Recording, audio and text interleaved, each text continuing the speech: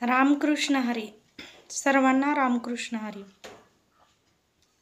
मी आज तुम्हाला आदर्श शिक्षक कसा असावा किंवा शिक्षक आदर्श कसा असावा हे मी सांगणार आहे. आणि एका आदर्श शिक्षक पुरस्कार घेतलेल्या, 2 आदर्श शिक्षक पुरस्कार मिळालेल्या एका शिक्षकाची कहाणी सांगणार आहे.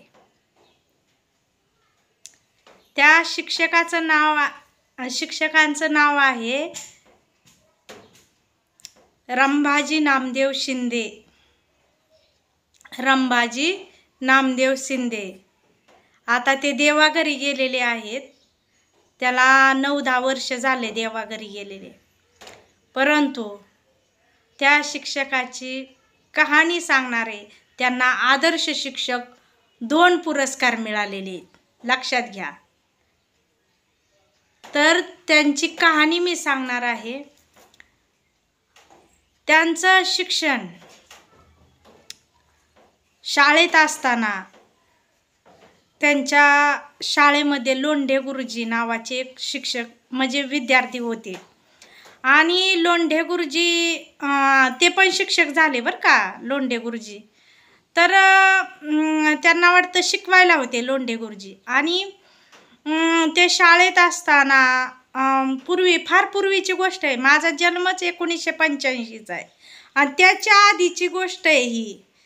तर आहे ना, माझे वडील ज्यावेळेस शाळेमध्ये शिकायला होते ना, त्यावेळेस आहे ना, त्यांच्या जोडीला आमचा जो मांडकी गाव आहे, त्या मांडकी गावामध्ये मराठा समाज 50% मराठा समाज आहे. धनगर समाज साधारण 30% आहे आणि इतर जातीचा समाज 20% आहे. असा आमच्या मांडकी गावामध्ये समाज आहे. तर ज्या शाळेत आमचे वडील शिकत होते म्हणजे रंभाजी नामदेव शिंदे, तर ते त्यांची कहाणी सांगत असताना आम्हाला सांगायचे की मी शाळेत शिकत असताना एक श्रीमंत घरचा मुलगा होता. आता तो श्रीमंत घरचा, त्यांचं नाव वगैरे वडिलांनी सांगितलं होतं पण आमच्या ध्यानात नाही.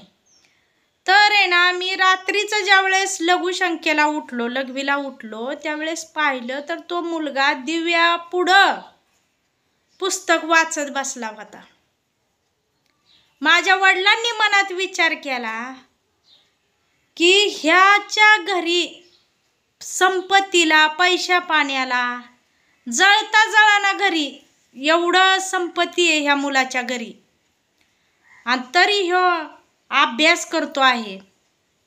आणि आपल्यालाच काय असं मांदा आलं या, आपण अभ्यासाकडे लक्ष देत नाही. मग माझे वडील सांगत होते की मी ते डोक्यात ठेवलं की तो मुलगा किती हुशार आहे, किती म्हणजे त्याला ज्ञान आहे, की तो वेळ वाया घालवत नाही, तो अभ्यासाकडे लक्ष देतो आहे. आणि मग आहे ना, माझ्या वडिलांनी बी त्या मुलाचा आदर्श मनामध्ये ठेवून असा अभ्यास केला की आहे ना, 7वी शाळेत असताना पहिला नंबर काढला, पण एका मार्कासाठी त्यांना 2रा नंबर मिळाला. म्हणजे पहिला नंबर आलताना त्या मुलापेक्षा 1च मार्क कमी होता, म्हणून 2रा नंबर माझ्या वडिलांना मिळाला. आणि त्यावेळेस आहे ना, 7वी शिक्षण 10वी शिक्षणावर शिक्षक भरती, मिलिटरी भरती, पोलीस भरती होत होती. आता अशा वेळेस माझ्या वडिलांनी पुढं काय त्यांना शिकता आले नाही, परिस्थितीच्या मानाने पुढं शिकता आले नाही.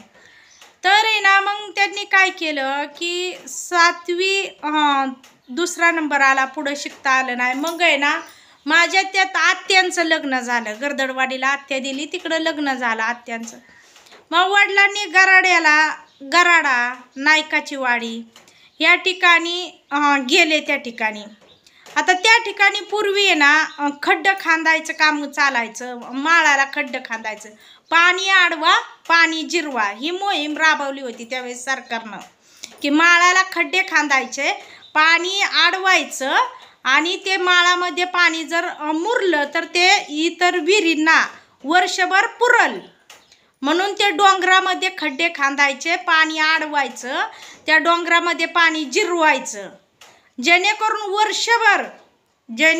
वर्षभर ते पाणी इतर विहिरींना, शेतकऱ्यांना पुरल म्हणून त्या डोंगरामध्ये पाणी खड्डं खांदून अडवायचं, जिरवायचं, त्या खड्ड्यात झाड लावायचं. मग ते कशाचं बी असेल तर आहे ना, असं खड्डं खांदायचं. ते गराडेच्या शाळेत, म्हणजे गराडे गावाला नायकाची वाडी तिकडं होतं. आता माझ्या वडिलांचं एवढं शिक्षण त्यावेळेस झालेलं, त्यावेळेस 7वी शिक्षण म्हणजे आजकाल BA BCom MCom शिक्षण झाल्यासारखं. आणि मग वडिलांनी विचार केला, त्यावेळेस अशिक्षित मुलं शाळेत कुणी लावायचे नाही, गरिबी फार, आणि आमची बी परिस्थिती वडिलांची खूप गरिबीची होती. आणि मग आहे ना, त्यांनी डोक्यात ठेवलं की ह्या अडाणी मुलं शिकली पाहिजेत. जसं आपण शिक्षण घेऊन पुढं गेलो ना, तशी ही मुलं शिक्षण घेऊन पुढं गेली पाहिजे. मग त्या गराडे गावामध्ये गेले, नायकाची वाडी गावामध्ये गेले आणि सांगितलं, मी तुमच्या मुलांना शिकवायला तयार आहे. मला एक आहे ना आपलं ती पाटी टाईप काय नांगराचा फाळका काय होता कुणास ठाऊक, ती आणून द्या म्हणले. त्याच्यावर मी खडू तरी त्यावेळेस कुठला, आपलं कोळशाने लिहायचं, खडू बी नव्हतं त्यावेळेस, कोळशाने लिहायचं आणि ते शिकवायचं माझं वडील. आणि असं करता करता मुलं शाळेत हळूहळू यायला लागली, मुलांना शिकवायला सुरुवात झाली. पण माझ्या वडिलांच्या घरी खायला अन्नपाणी नव्हतं. आई वडील म्हणजे फार गरिबीची परिस्थिती होती. माझे वडील सांगायचे, रस्त्याला पडलेल्या केळाच्या साली आम्ही उचलून खाल्लेत पोरांनो. लय गरीब परिस्थितीत आम्हाला खायला अन्नपाणी नव्हतं. आणि मग अशा अवस्थेत माझ्या वडिलांनी मुलांना शिकवायला सुरुवात केली. गुरुजी तुम्हाला पगार किती द्यायचा?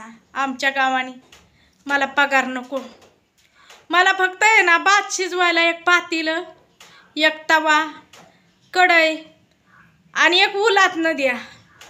मी स्वयंपाक माझ्या हाताने करून खाईल, मला फक्त दाणं धुणं थोडंसं देत जा पोटापुरतं. हिरबळ मुलांना शिकवायचं. रात्री गुरुजी कुठं झोपतोय, देवळात सोय केली होती. त्यांच्या जोडीला 4-5-6 माणसं होती झोपायला त्यांच्या जोडीला.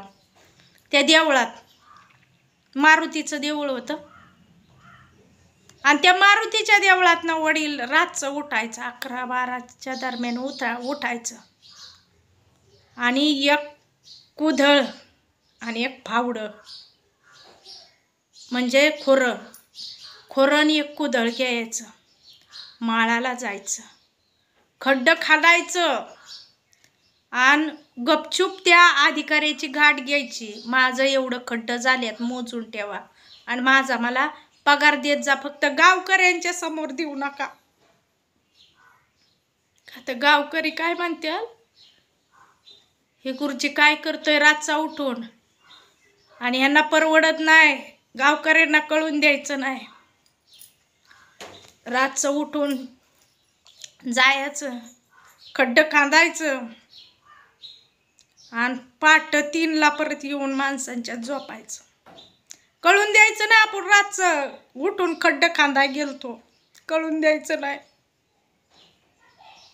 असं 1-2 वर्ष झाली. आणि एक दिवस पगार घेताना त्या अधिकाऱ्यांच्या समोर मास्टरवर सही करताना, वहीवर सही करताना त्या गराडे गावच्या माणसांनी पाहिलं, नायकाच्या वाडीच्या माणसांनी पाहिलं. आणि माझ्या वडिलांना मारुतीच्या देवळात बोलवून घेतलं. खरंच सांग या मारुतीच्या समोर, मास्तर तू पगार कशाचा घेतलाच? खरं सांग मास्तर तू पगार कशाचा घेतलास? या मारुतीच्या समोर मोठ्या आणि हंबरडा फोडला माझ्या वडिलांनी. माझ्या घरी गरीब परिस्थिती आहे, माझ्या आई बापाला अन्नपाणी नीट मिळत नाही, माझं पोट भरत नाही, माझी गरीब परिस्थिती, म्हणून मी रातचं उठतो, दिवसा तुमच्या मुलांना शिकवतो, रातचं उठून जातो खड्डे खांदायला, आणि त्या खड्ड्याचं पैसे मला मिळतात. गुरुजी, तुम्हाला एवढं मोठं दुःख होतं ना, आम्हाला सांगितलं नाही. आम्ही 4-4 रुपये तुम्हाला दिला असतं ना, आमच्या मुलांना फुकट शिकवता. नंतर माझ्या वडिलांनी, त्याला व्हॉलेंटरी शाळा म्हणायची, खाजगी शाळा, नंतर माझ्या वडिलांनी सरकारी मध्ये दाखल झाले. सरकारीत दाखल झाल्यावर नायकाची वाडी गराड्याला थोडे दिवस शिकवल्याच्या नंतर त्यांची लपतळवाडी, मांडकी शेजारी, मांडकीच्या पश्चिम दिशेला, मांडकी ते वीरच्या रोडला लपतळवाडी गाव आहे, त्या ठिकाणी बदली झाली. बदली झाल्यावर त्या लपतळवाडी या ठिकाणी शिकवत असताना, आता मांडकी ते लपतळवाडी साधारण 2-4 किलोमीटर अंतर आहे, तरी 4-5 किलोमीटर अंतर येईल, 4 किलोमीटर येईल. तर त्या ठिकाणी शिकवायला जात असताना शेती बघायची, घर बांधायचं, घर बांधलं, शेती बघितली, शेती नीट केली, ती करत करत लपतळवाडीच्या मुलांना शिकवायला जायचं. आता लपतळवाडीच्या शाळेत 18 वर्ष नोकरी केली. 18 वर्ष नोकरी केल्यावर आहे ना, त्या ठिकाणी एका शिक्षकाकडं 2 वर्ग, पहिली आणि दुसरी एका शिक्षकाकडं नाही, पहिली आणि चौथी एका शिक्षकाकडं, आणि तिसरी आणि दुसरी एका शिक्षकाकडं, असं काहीतरी होतं. आता त्या ठिकाणी शिकवत असताना 18 वर्ष पूर्ण झाले. माझ्या वडिलांना वाटलं की ह्या गावात मी आता लय वर्ष काढले, आणि ते इतिहासातला शिवाजी महाराजांचा जर पोवाडा गायला लागले ना, तर आहे ना, पाण्यावर हांडा घेऊन बायका त्या विहिरीवनं पाणी आणायच्या, हांडा घेऊन डोक्यावर असायचा, हांड्याव हांडा, हांड्याव हांडा. आणि ते पोवाडा गायला लागल्यावर बाया हांड्याव हांडा असताना सुद्धा त्यांचा पोवाडा ऐकत उभ्या राहायच्या. वडिलांना विशेष वाटायचं, काय माझ्या आवाजात आहे. घरी येऊन आईला सांगायचं, आम्हाला सांगायचं. मग 18 वर्ष पूर्ण झाल्यावर म्हणले, माझी मुद्दाम एका मांडकी गावच्या शिक्षकांनी, देशपांडे गुरुजी, त्यांनी म्हणले, ते अधिवेशन होतं एका ठिकाणी, आणि त्या अधिवेशनामध्ये म्हणले, मांडकी गावचे शिक्षक रंबाजी नामदेव शिंदे, त्यांनी सर्व शिक्षकांची, जवळजवळ 5-50 शिक्षक असतेली, साधारण 100 असतेली, त्या शिक्षकांचं सकाळचं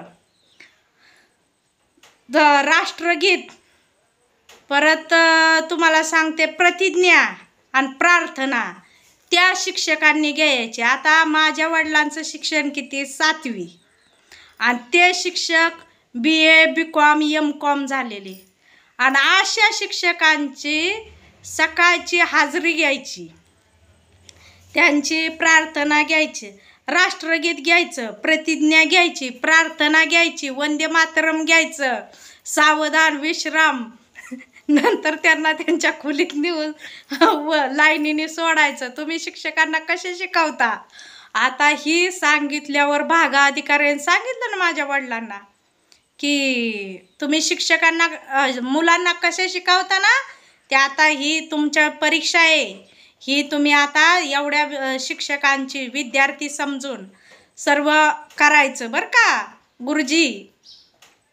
आता माझ्या वडिलांना प्रश्न पडला की ही BA BCom MCom झालेली इंग्रजीतनं शिक्षक, आणि मी तर मराठीतला शिक्षक, आता ह्यांना काय, ह्यांच्या पुढं काय बोलावं. मग आहे ना, त्या ठिकाणी स्टेजवर सारे भागा अधिकारी, वरचे सर्व मुख्याध्यापक, हे सर्व मोठे मोठे शिक्षक आलेले होते, आणि एवढ्या शिक्षकांच्यात 100-500 शिक्षकांच्यात माझ्या वडिलांना बोलवून घेतलं.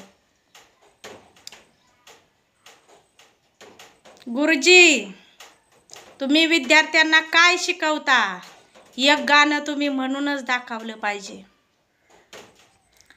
वडिलांना तर थरथर कापायला लागलं की मी 7वी शिकलेला आणि हे तर माझ्यापेक्षा मोठे मोठे अनुभवी शिक्षक. मी आता ह्यांच्या पुढं काय बोलायचं. पण देशपांडे गुरुजी होते जेऊरचे, त्यांनी हळू डोळा चिमकावला, मी पेटी वाजवतोय. दुसरे शिक्षक म्हणले आम्ही तबला वाजवतोय. तुम्ही म्हणा तर खरं. आणि म्हणा मग धीर आला माझ्या वडिलांना. मग त्यावेळेस ते म्हणले एक खेड्यातला मुलगा असतो, एक शहरातला मुलगा असतो. शहरातल्या मुलाला खेड्यातला मुलगा म्हणतो, चल खेड्यावरी तिथे गंमत दिसेल भारी, चल खेड्यावरी तिथे गंमत दिसेल भारी. शेतकरी शेतामध्ये गोपन फिरवी गरगर, पाखरे भिवून पळतात सारी, चल खेड्यावरी तिथे गंमत दिसेल भारी, चल खेड्यावरी तिथे गंमत दिसेल भारी. शेतकरी शेतामध्ये धारी धरी भरभर, पाणी पाटाने पळतय झरझर, चल खेड्यावरी तिथे गंमत दिसेल भारी, चल खेड्यावरी तिथे गंमत दिसेल भारी. तिथं भागा अधिकारी आतमध्ये खोलीत पेपर वाचत बसलेले होते. म्हणले आता कोणत्या शिक्षकाने गाणं गायलं. तर म्हणले मांडकीचे शिक्षक लपतवाडीला शिकवायला असतात, रंभाजी नामदेव शिंदे त्यांनी गायलं. पाठ बोलवून घेतलं, पाटाने थाप टाकली. गुरुजी माझ्यासाठी दुसरं एक गाणं म्हणा. ससा राहतो रानात रानात, कासव राहते पाण्यात, ससा राहतो रानात रानात, कासव राहते पाण्यात. गाठ पडली अवचित अवचित, दोघांची लागली शर्यत, पाहू त्या झाडाला कोण शिवतय, ससा लागला पळू पळू पळू पळू, कासव निघाले हळू हळू हळू हळू. ससा झोपला गवतात गवतात, कासव निघाले पुढे पुढे, पैन जिंकली कासवाने कासवाने, एवढे एवढे तोंड केले सशाने. टाळ्यांचा कडकडट झाला आणि भागा अधिकाऱ्याने सांगितलं, बोला गुरुजी तुमची काय इच्छा आहे. मग सांगितलं माझी एकच इच्छा आहे की माझ्या अंगात एवढे सुप्त गुण आहेत आणि मला लपतवाडीसारख्या ठिकाणी 2-2 वर्ग देताय तुम्ही. माझं असं म्हणणं आहे की मला भरपूर विद्यार्थी पाहिजेत. माझ्या वर्गात कमीत कमी 50-60 विद्यार्थी तरी पाहिजेत. लपतवाडी या ठिकाणी पहिलीत 5-6 विद्यार्थी, चौथीत 10-12 विद्यार्थी, असे विद्यार्थी लय तर 24-25 विद्यार्थी असतात. माझं मन रमत नाही हो त्यांना शिकवायला. मग काय इच्छा आहे तर मला माझ्या गावाजवळ एक तर मांडकीत तरी बदली करा, नाही तर जेऊरमध्ये करा. पण पिसुर्टीत जर बदली केली तर मला जाता येणार नाही, कारण मांडकी ते पिसुर्टी रोड चिखलच्या उंदानाचा आहे, मला जाता येणार नाही. पावसा पाण्याचं लय अवघड होईल. मला एक तर मांडकीत तरी बदली करा, नाही तर पिसुर्टीत तरी करा. मग ठीक आहे म्हणले गुरुजी. आणि त्यावेळेस माझ्या वडिलांना आदर्श शिक्षक पुरस्कार दिला भागा अधिकाऱ्यांच्या हस्ते. आणि मग जेऊरमध्ये बदली झाल्यावर जेऊरमध्ये शिकवायला आले 18 वर्षानंतर. पण लपतवाडीच्या माणसांनी काय केलं, टेम्पो भरला.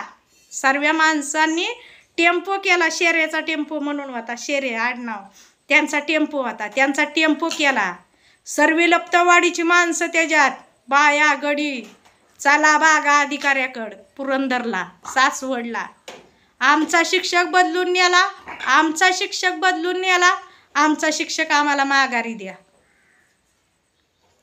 वडिलांनी शेवटी लपतवाडीतल्या माणसांना जाऊन हात जोडून विनंती केली, माझी आता बदली झाली जेऊर या ठिकाणी, कृपा करून मला माफ करा. आता 18 वर्ष सेवा केली की तुमची, आता मला नका परत इथं गुंतवून ठेवू.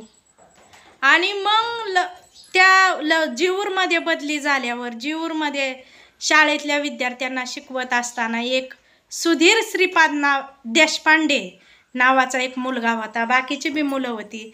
ज्यावेळेस माझे वडील पेपर तपासायचे ना, त्यावेळेस मार्क लिस्टमध्ये सर्वांची यादी करायला मला सांगायचे, तू पटापटा सांग, मी लिहून घेतो, वळीवर सांग, नंबर सांग. मी सांगायचे त्यावेळेस मी असेल 8वी 9वीला असेल, आणि मग वळीवर सांगायचे त्या विद्यार्थ्यांची नावं वगैरे, त्याच्या पुढं त्यांची मार्क वगैरे सांगायचे. मी वडिलांना रात्रीची मदत करायची. आमच्याकडे लाईट नव्हती त्यावेळेस, दिवा होता, आणि दिव्याच्या प्रकाशात ते मी वडिलांना मदत करायची. पण सुधीर श्रीपाद देशपांडे नावाचा एक विद्यार्थी होता जेऊरमध्ये, अजूनही तो आहे. आता त्याचं लग्न झालं असेल, मुलं वगैरे असतील. तर तो विद्यार्थी एवढा माझ्या वडिलांचा लाडका होता आणि एवढं प्रेम तो विद्यार्थी करत होता की ब्राह्मण समाजाचा, आणि माझे वडील धनगर समाजाचे. पण एवढं प्रेम करायचा की एक दिवस माझ्या वडिलांना घरनं जाताना डबा नेता आला नाही. घरनं जेवून गेले असतील नाही तर नसतील, पण आहे ना दुपारचं सारी विद्यार्थी शाळेतली सोडून दिली. दुपारच्या जेवणाची सुट्टी झाली आणि वडिलांना खुर्चीला टेकून आपलं असं डोळं झाकलं. सुधीर आला जवळ आणि माझ्या वडिलांना म्हणला, गुरुजी तुम्ही डबा नाही आणला आज, तुम्ही जेवण नाही केलं. नाही बाळा, मी नाही डबा आणला, मला भूक नाही. घरी गेला, आईला सांगितलं आज आमच्या गुरुजींनी डबा नाही आणला. त्याच्या आईने डब्यामध्ये भाकरी, आता ब्राह्मणांच्या 2-4 चटण्या असते, त्या गोड आंबट तुरट अशा चटण्या असतात, त्या 2-4 चटण्या भरून दिल्या, भाजी दिली. गुरुजी आईनं तुमच्यासाठी डबा दिलाय. मी बी नाही घरी जेवलो, मी बी तुमच्या डब्यात जेवणार. वडिलांना वाटलं मी धनगराचा, ती ब्राह्मणाचा, एखादं काय म्हणाल मला, सुधीर माझ्या डब्यात नको जेव, तू साईडला जेव. नाही गुरुजी, मला तुमच्या डब्यात जेवायचं. आज त्या मुलाला एवढा लळा लागला, तुम्हाला खोटं नाही सांगत. त्या सुधीरला अजून बी विचारा, जेऊर गावामध्ये सुधीर श्रीपाद देशपांडे त्या मुलाचं नाव. ते मुलगं किती असेल, 5-6 वर्षाचा असेल, नाही तर 6-7 वर्षाचा असेल. माझ्या वडिलांना जेऊर गावापासून जेऊर वाड्यापर्यंत रोज घालवायला यायचं. म्हणायचं गुरुजी मला तुमच्या घरी यायचंय, मला गुरुजी तुमच्या घरी यायचंय, मला नाही जायचं घरी. वडील म्हणायचं सुधीर तुझ्या मी पाया पडतो बाबा, घरी जातो. आणि मग आहे ना सुधीरच्या आईला आणि वडिलांना सांगितलं तुमचा मुलगा रोज मला जेऊरच्या वड्यापर्यंत घालवा येतोय, तो माघारी घरी जातोय का नाही जातोय, वाटणी वाहनं वाहत्यात, सुधीरला जरा समजून सांगा ना. वडिलांना रडाई यायचं, वाईट वाटायचं, ह्या मुलाला काय माझा एवढा लळा लागलाय, ह्यो मला जेऊरच्या वड्यापर्यंत घालवा येतोय. असं प्रत्येक शिक्षकांनी आपल्या विद्यार्थ्यांवर असं प्रेम केलं पाहिजे. मला एक सांगायचंय, आदर्श शिक्षक कशाला म्हणतात? आत्ताचे शिक्षक करतात का तसं प्रेम? त्याच्यानंतर मांडकीमध्ये बदली झाली. माझ्या वडील सोमयाचे भक्त होते, पांडुरंगाच्या अभंग गवळणी ते म्हणायचे. तर आहे ना त्यांचा असा पण होता की मी शेवट माझ्या राहत्या गावात आणि माझ्या जन्मलेल्या गावात मांडकी गावात टोल टाकील, तेव्हाच रिटायर होईल, तेव्हाच मांडकी गावचा आदर्श शिक्षक नाव सांगेल. आणि मांडकीमध्ये बदली झाली, योगायोगाने बदली झाली. मांडकीमध्ये बदली झाल्यावर मांडकी गाव आमचं आता बरं आहे, पण पूर्वी लय डांबीस होतं. म्हणजे काय काय माणसं लय डांबीस होती.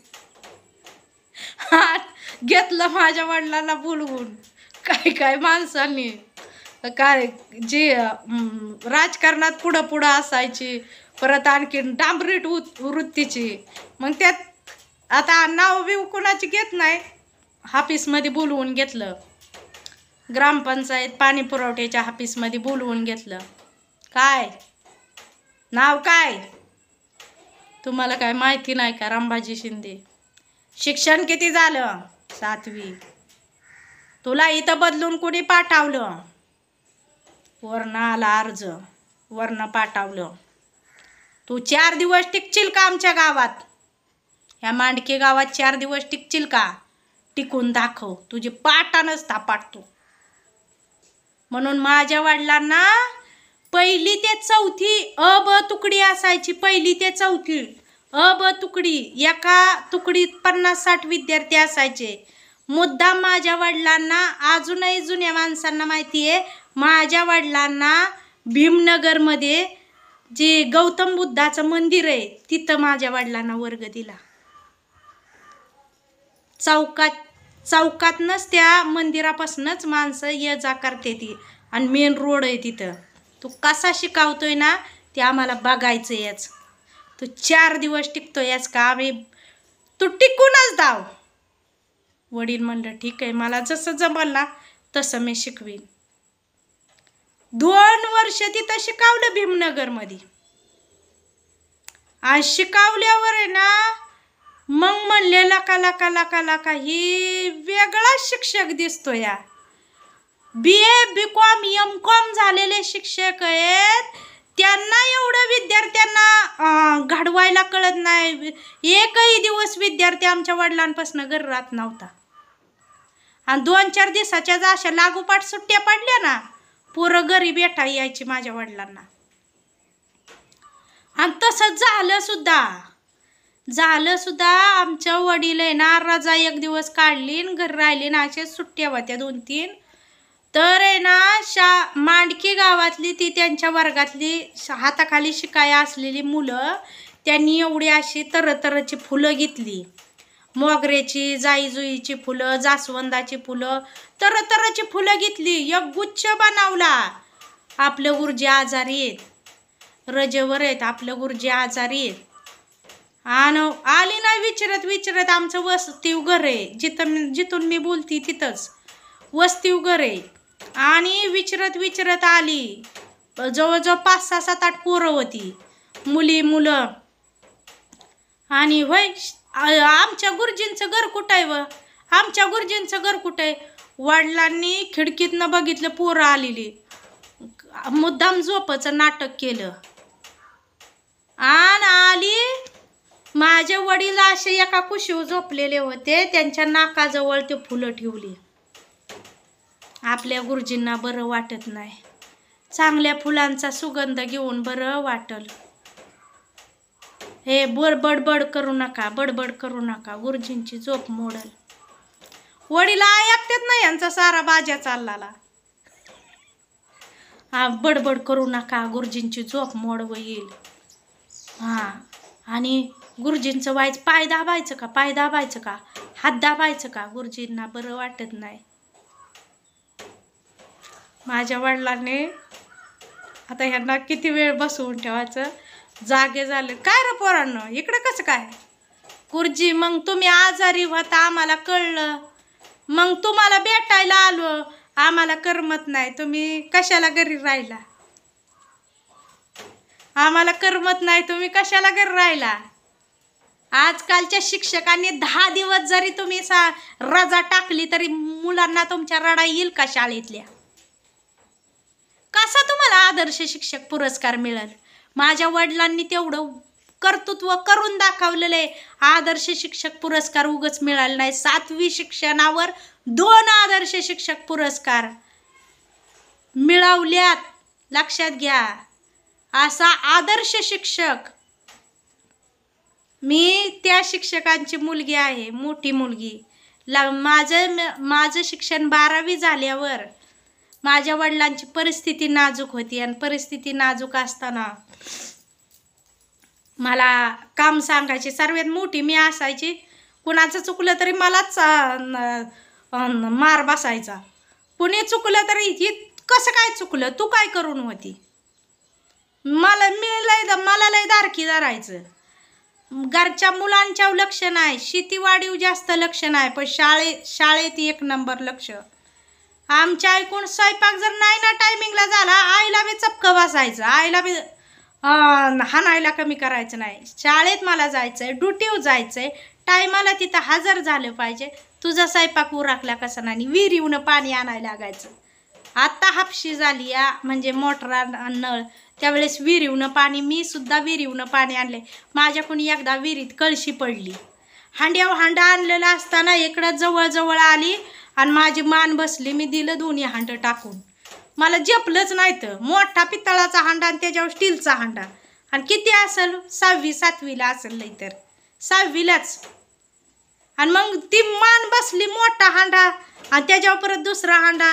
मला हे पाटापर्यंत आली घरा माग आणि तिथं आल्यावर आहे ना मला झेपलंच नाही.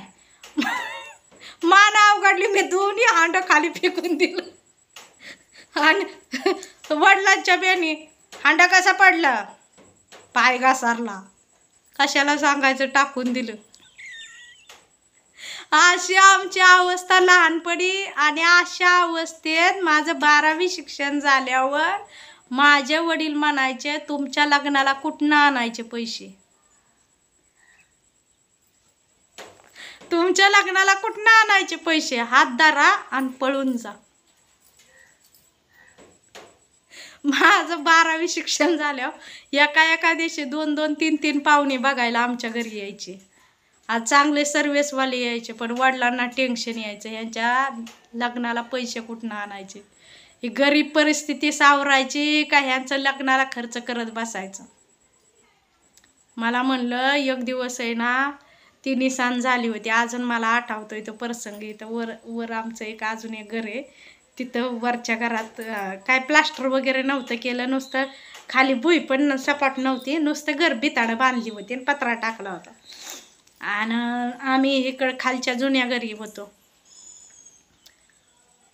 तिथून मला म्हणलं, ती निशाण झाली होती, मला म्हणलं, भावाण्यांनो कुठनं आणायचं तुमच्या लग्नाला पैसे, हात धरून पळून जा. मला तर लय राग आला होता. आधी शिव्या टाकत होतं आणि पाहुण्यांनी परत डोकं खाल्लं होतं. आणि मी म्हणायचे मला लग्नच नाही करायचं, तुमच्याकडे पैसे नाहीत ना, मला लग्नच नाही करायचं, तुम्ही लग्नच माझं करू नका, मला नाही करायचं लग्न, बाकीच्यांची करा, मला नाही करायचं लग्न. मला म्हणायचं लग्न करायचं नाही, हात धरून पळून जायचं. मला माणसं नावं ठेवतात, पोरींची लग्न कधी करायची गुरुजी असं विचारतात. मला राग नाही सहन झाला. मी म्हणलं तुला कुणी केला शिक्षक. मी बी लय रागीट होती. मला म्हणलं भावाने उलट बोलते, इकडे तुला सांगतो कुणी केला शिक्षक, तुझ्या आईच्या नवऱ्याने केला. इकडे उलट बोलती वय मला. हा मग मला कशाला म्हणताय पळून जा म्हणून, हात धरून पळून जा कशाला म्हणताय. माझं वडील आहे ना लग्नाच्या आधी कितीतरी वेळा मला म्हणलं असतील हात धरून पळून जा, हाणला असेल, मारला असेल, पण मी कधी बापाचं घर माझ्या मनाने सोडलं नाही. जिथं बी लग्न केलं ना तिथं आई वडिलांच्या मर्जीने केलं. कितीतरी पोरं माझ्या मागं लागली होती लग्न करायसाठी, पण पळून कधी गेली नाही. मुलींनी लक्षात ठेवा, कारण माझं वडील आदर्श शिक्षक होते आणि त्या आदर्श शिक्षकाची मुलगी आहे मी. माझ्या वडिलांची जर 4 माणसात मान खाली गेली तर काय राहिलं. आदर्श शिक्षक कशाला म्हणतात. त्याच्यानंतर माझं लग्न झाल्यावर माझा भाव ब्लू डायमंड इंग्लिश स्कूलला लोणंदला शिक्षक झाला. त्याच्यानंतर तो मला सुखेडला येऊन सांगायचा, अगं एक दिवस असा प्रसंग, मी माझ्या भावाने 2 वर्ष ब्लू डायमंडला नोकरी केली. त्या बी मुलांना एवढा लळा लागला की ती पोरं शाळेत हाजरी घेतली की आमच्या भावाच्या गळ्यात पडायची. गुरुजी तुम्ही घरी रात जाऊ नका, आम्हाला करमत नाही. एक दिवस शाळेतली प्रार्थना चालू होती फरांड्यात, आणि आमच्या भावाला थोडासा उशीर झाला, 5-10 मिनटं. प्रार्थनेच्या टायमिंगला भाव गेला, हातात चॉकलेटचं पुडं मुलांना द्यायसाठी. मुलांना आपला लळा लागलाय ना, मुलांना चॉकलेट वाटावं.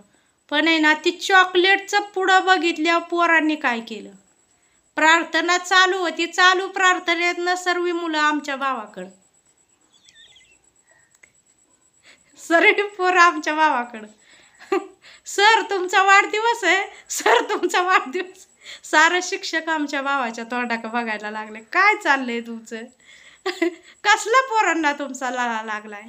नंतर माझ्या भावाने घरच्या शेती आणि ती लोणंदची शाळा दोन्ही जमाना म्हणून लोणंदच्या शाळेला राजीनामा दिला. त्यावेळेस शिक्षक पदाला राजीनामा दिल्यावर पोरं ना गळ्यात पडू पडू आमच्या भावाच्या रडायला लागले. सर, गुरुजी, नका ना राज्य, तुम्ही नका ना राजीनामा देऊ, तुम्ही नका ना नोकरी सोडू. असा असावा शिक्षक, लक्षात घ्या. नाहीतर आजकाल जाऊन शाळेमध्ये सांगावं लागतंय तुम्ही मुलांना नीट शिकवत नाही. तुम्ही जर बदली झाली ना तर तुमच्या गळ्यात पडून पोरं डासा रडली पाहिजेत असं मुलांना शिकवा. आणि मग माझ्या वडिलांनी ही माझ्या वडिलांची वही आहे, ही माझ्या वडिलांचं अक्षर आहे. आता ती फ्रंट साईडचा कॅमेरा केल्यामुळं तुम्हाला ते उलटं दिसत आहे, परंतु माझ्या वडिलांनी एक लिहून ठेवलेलं गीत आहे, ते तुम्हाला म्हणून दाखवते.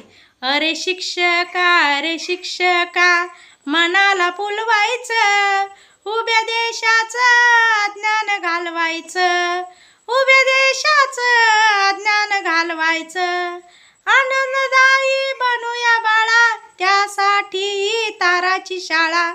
नाचूनी गाऊनी मुलांना घडवायचं, नाचूनी गाऊनी मुलांना घडवायचं, उभ्या देशाचं ज्ञान घालवायचं.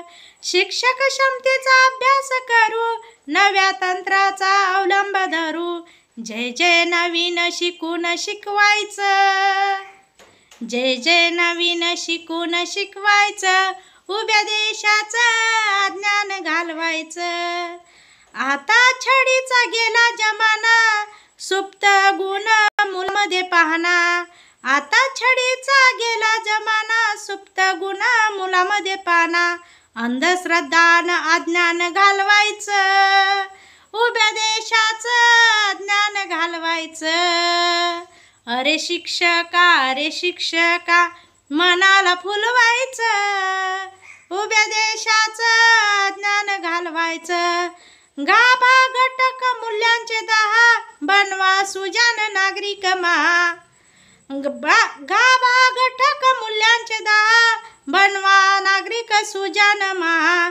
प्रशिक्षण घेऊन बदलायचं, प्रशिक्षण घेऊन बदलायचं, उभ्या देशाचं ज्ञान घालवायचं. अरे शिक्षका मनाला फुलवायचं, उभ्या देशाचं ज्ञान घालवायचं, उभ्या देशाचं ज्ञान घालवायचं. जय हिंद, जय महाराष्ट्र, वंदे मातरम. मला बी माझ्या वडिलांच्या पाठीमागं शिक्षक व्हायचं होतं. 12वी नंतर आम्हाला बी DED होतं, परंतु काही अडचणींमुळं मला शिक्षक होता आलं नाही. त्याची खंत माझ्या मनाला होती. मी कीर्तन प्रवचनाचा सुद्धा छंद निवडला होता, पण त्याच्यामध्ये सुद्धा मला साथ संगत न मिळाल्यामुळे मी आहे त्या परिस्थितीत तुमच्यासमोर दिसते आहे. रामकृष्ण हरी.